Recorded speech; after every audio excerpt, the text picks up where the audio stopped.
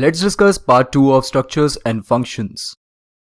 In the previous presentation, we have covered this topic passing structure member as argument. Now in this presentation, we will discuss passing structure variable as argument. So let's get started. Instead of passing structure members individually, it is a good practice to pass a structure variable as an argument. Why you are simply passing structure members individually when you can pass a structure variable as an argument and then decode it in the other function? Unlike arrays, name of the structure variables are not pointers, let me tell you. When you are passing the name of the array, actually you are passing the address of the first block of the array.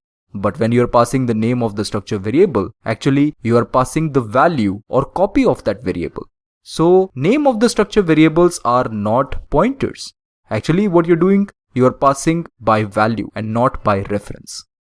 Now here is an example which helps you to understand how to pass a structure variable as an argument. Here in this case, I have declared two structure variables P1 and P2. These two variables are initializing these variables over here.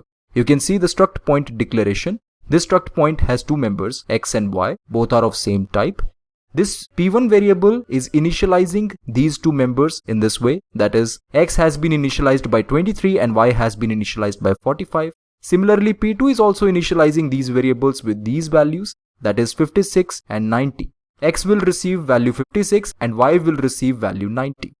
Then we are calling the print function and we are passing P1 as an argument, which means that we are passing the whole variable and not the individual members.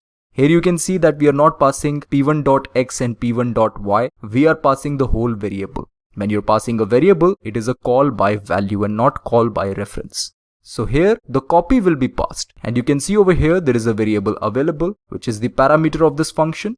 It will receive the copy of P1 and within this function we can see we have a printf function which will print all the member values associated with this P1 variable on the screen. And then after that we are calling this print function again and this time we are passing P2 variable.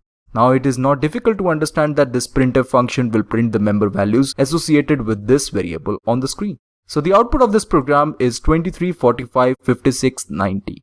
You can understand that I'm not passing the individual members, I'm passing the whole copy of a variable, and this is always a good practice.